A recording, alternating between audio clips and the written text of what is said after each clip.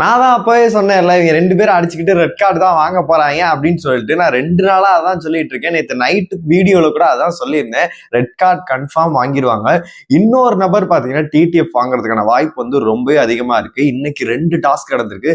2 டாஸ்க்லயும் பாத்தீங்கன்னா 2 நபர்கள் வந்து ஜெயிச்சிருக்காங்க.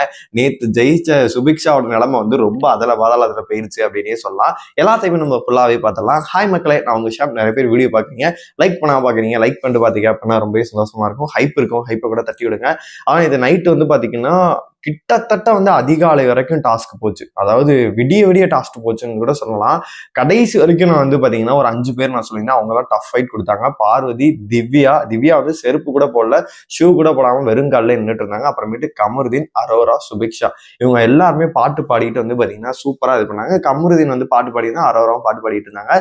மற்றபடி மற்றவங்க எல்லாம் சைட்ல நின்றுட்டு இருந்தாங்க. அதுக்கப்புறமேட்டு பார்வதி விலகுனாங்க. அதன் பிறகு வந்து பாத்தீங்கன்னா திவ்யா இதாச்சு. அதுக்கப்புறமேட்டு கமருதீன், கடைசியில வந்து பாத்தீங்கன்னா அரோரா, அதன் பிறகு வந்து பாத்தீங்கன்னா சுபிக்ஷா வந்து பாத்தீங்கன்னா தட்டி பறிச்சிட்டாங்க. 9 பாயிண்ட்கள் வந்து அவங்க எடுத்திருந்தாங்க. இன்னைக்கு டாஸ்க் 2 நடக்குது. அதுல டாஸ்க் 3 இன்னைக்கு நடக்குது.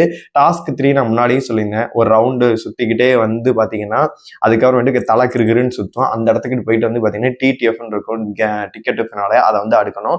அந்த டாஸ்க்ல வந்து பாத்தீங்கன்னா சாண்ட்ரா அவர்கள் வந்து ஜெயிச்சிருக்காங்க. இப்போ ஒரு டாஸ்க்குக்காக 2 ப்ரோமோ பாத்தீங்கல்ல, அந்த ப்ரோமோல வந்து பாத்தீங்கன்னா பால் வந்து பாத்தீங்கன்னா இருக்கும். அதை எடுத்துட்டு வந்து அவங்க பேஸ்கெட்ல வச்சுக்கணும். ஒவ்வொரு ரவுண்டு முடிகிற மாதிரி வந்து பாத்தீங்கன்னா பஸ்ஸர் வந்து அடிக்கும். யாரு பேஸ்கெட்ல வந்து பாத்தீங்கன்னா பிளாக் கலர் வந்து பால் இருக்கோ அவங்க வந்து கேம் விட்டு வெளியில போயிடுவாங்க.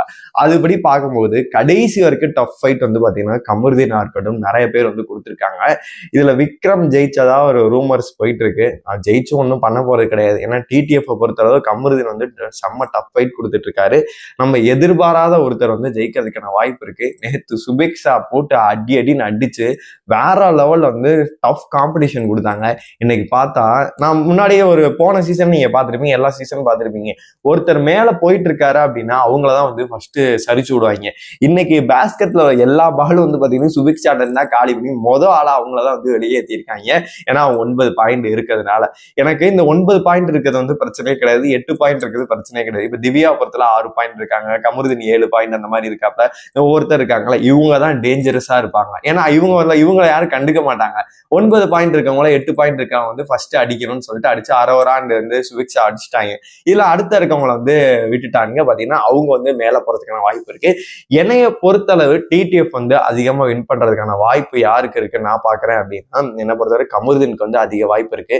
சைலண்டா வந்து அக்ரெசிவா விளாடுற நேத்தே நான் பார்த்தேன். அப்புறமேட்டு திவ்யாவுக்கும் பாத்தீங்கன்னா அதிக வாய்ப்புகள் இருக்கு. இவங்க 2 பேருமே பாத்தீங்கன்னா கண்டிப்பா சைலண்டா ஒரு கேமை மூவ் பண்ணி வந்து கண்டிப்பா வின் பண்றதுக்கான வாய்ப்பு இருக்கு.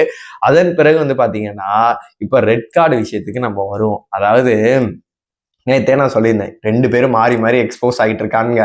அதனால வந்து கண்டிப்பா ஒண்ணு இவன் அடிக்க போவான், அவன் வந்து சப்புன்னு இந்த பிள்ளைய அடிச்சு போடுவான் அப்படின்ற மாதிரி நம்ம பேசிட்டு இருந்தோம். இன்னைக்கு காலையில பாக்குற ஃபர்ஸ்ட் ப்ரோமோ பார்த்தாலே தெரிஞ்சு போச்சு இந்த பொண்ணு போய் அடிக்குது. அவன் திரும்பி வந்து எனக்கு அப்பாலஜிஸ் கேட்கணும் அப்படின்னு சொல்லிட்டு செகண்ட் ப்ரோமோ அதோட கண்டினியூஸா தான் இருக்கு. இந்த பொண்ணு போய் அவனை அடிக்குது, நெஞ்சில் அடிக்குது. நான் அவனை அடிச்சு ஏதோ ஒரு வார்த்தையை அவர் விடுறாரு. இது ஒண்ணு நீ என்னைய அடிக்காததா, நீ என்னைய பண்ணாததா, ஏதோ ஒரு வேர்டை வந்து அவங்க வந்து பார்வதி வந்து ரிஜிஸ்டர் பண்றாங்க. நான் அவனை எப்ப அடிச்சிருக்கேன் இந்த மாதிரி ஏதோ ஒண்ணு சொல்ல வராது. நீ என்னைய வந்து கை வைக்காததா, என் மேல வைக்காத கையா அப்படின்ற மாதிரி ஒரு வார்த்தையை போடுறாங்க. அது நீங்க எப்படி வேணா எடுத்துக்கலாம், நீங்க கமெண்ட் பாக்ஸ்ல சொல்லுங்க. இந்த இடத்துல வந்து பாத்தீங்கன்னா அரோராவும் லிட்டரலி வந்து ஃபீல் பண்ணி அப்படி அழுகுறாங்க. அப்படின்னா அந்த இடத்துல மிகப்பெரிய ஒரு கயாஸ், மிகப்பெரிய ஒரு சண்டை வந்து நடந்திருக்கு. இந்த ரூல் பொறுத்தளவு பாத்தீங்கன்னா வீட்டுக்குள்ள வன்முறை என்பது இருக்கக்கூடாது அப்படின்னு தான் இருக்கு. அடிச்சாங்க இல்லை யாருக்காச்சும் ஏதாச்சும் ஒரு காயங்கள் ஏற்படுச்சு, வயலன்ஸ் இது பண்ணாங்க அப்படின்னா கண்டிப்பா ரெட் கார்டு கொடுத்துருவாங்க. அதனால என்னை பொறுத்த வரைக்கும் நான் பல வாரங்களுக்கு முன்னாடியே சொல்லிட்டேன், கமருதீன் வந்து பாத்தீங்கன்னா ட்ரிகர் ரொம்ப ஆகுறாரு, ட்ரிகரும் பண்ணுவாரு. அதனால வந்து அவன் கேம் ஒரு சில டைம் நல்லா இருக்கும், ஒரு சில டைம் பாத்தீங்கன்னா லூஸ் தரமா பண்ணிட்டு இருப்பாப்ல. ஆனா என்னைய பொறுத்தளவு பார்வதி டெம்ப் பண்ணக்கூடிய ஆளு. பார்வதி வந்து வாயை புடுங்கி ஒன்ட்டெல்லாம் இதே பண்ண முடியாது. நம்ம பார்த்திருக்கோம், இவர் துஷார்ட்ட கூட இந்த வேலையை பார்த்திருப்பாங்க. எடுப்பார் கைக்குள்ளே அந்த மாதிரி வந்து பாத்தீங்கன்னா டெம்ப் பண்ணி வந்து அவங்களை வந்து கோவத்தை வந்து அதிகப்படுத்துவாங்க. அந்த மாதிரி கேரக்டர் வந்து பாத்தீங்கன்னா பார்வதி. அதனால என்னைய பொறுத்தளவு பார்வதி வந்து கமருதீன் வந்து டெம்ப் பண்ணி கோவப்படுத்தி இது பண்ணுவாங்க. அவன் கண்டிப்பா இவங்க 2 பேருக்குள்ள என்ன இருந்துச்சு அப்படின்றத ஆல்ரெடி நேத்தே வந்து கிஸ் பண்ணதை சொல்லிட்டான். இப்போ வந்து அடுத்த வார்த்தைகளை வந்து விட்டுருவான். என்ன பண்ணும் அப்படின்றது பண்ணியிருந்தால் மேபி பண்ணலைன்னா பிரச்சனை இல்லை. எதுவும் மீன்ஸ் வந்து வேற நான் வந்து அந்த சப்ஜெக்ட்ல நான் போக விரும்பல, ஒரு விஷயம் வெளியில ஓடிட்டு இருக்கலாம், அதை சொல்றேன். வேற எதுவும் இருந்துச்சு அப்படின்னா கண்டிப்பா வந்து பாத்தீங்கன்னா அவன் போட்டு உடைச்சிருவான். அடிதடி சண்டையாகி 2 பேருக்கு ரெட் கார்டு வாங்கிட்டு போயிருவாங்க. டாப் 2 அண்ட் டாப் 3 and 4ல இருக்க வேண்டிய நபர்கள் ரெட் கார்டு வாங்கிட்டு போனோம்னா அப்ப அவன் அப்சல்யூட்லி பார்த்து கடல் ஓடினா அவங்க வந்து பாத்தீங்கன்னா அசால்ட்டா வந்து உள்ள டாப் 5க்குள்ள வந்துருவாங்க. ஏன் சைலண்டா சாண்ட்ராவா இருக்கட்டும் யார் வேணா உள்ள வர்றதுக்கான வாய்ப்பு வந்து ரொம்ப அதிகமா இருக்க மாதிரிதான் நான் பாக்குறேன்.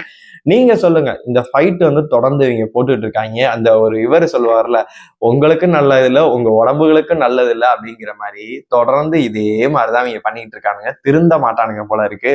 அதான் ஒரு டைம் அந்த பேட் டச்ன்னு சொல்லிட்டு எக்ஸ்போஸ் ஆயிடுச்சுல, அந்த கர்மத்தை அதோட விட வேண்டியதானே. மீண்டும் மீண்டும் எதுக்குடா பண்ணிட்டு இருக்கீங்க அப்படின்ற மாதிரிதான் நம்மளுக்குமே கேட்க தோணுது. ஆனா இவங்க 2 பேருமே விடவே மாட்டானுங்க. ஏதாச்சும் நாங்க பண்ணி வந்து அடிச்சுக்கிட்டு வெளியில போயே தீருவோம் அப்படின்றதுல 2 பேருமே வந்து பாத்தீங்கன்னா கங்கணம் கட்டிட்டு இருக்கானுங்க. எந்த ஒரு மாற்று கருத்துமே இல்லை. நீங்க சொல்லுங்க, டிடிஎஃப் பொறுத்தளவு யாரு ஜெயிச்சா நல்லா இருக்கும்? இப்ப பார்க்கும்போது கமுதனா இருக்கட்டும், எல்லாரும் வந்து டஃப் ஃபைட், திவ்யாவா இருக்கட்டும், நிறைய பேர் டஃப் ஃபைட் கொடுத்துட்டு இருக்காங்க.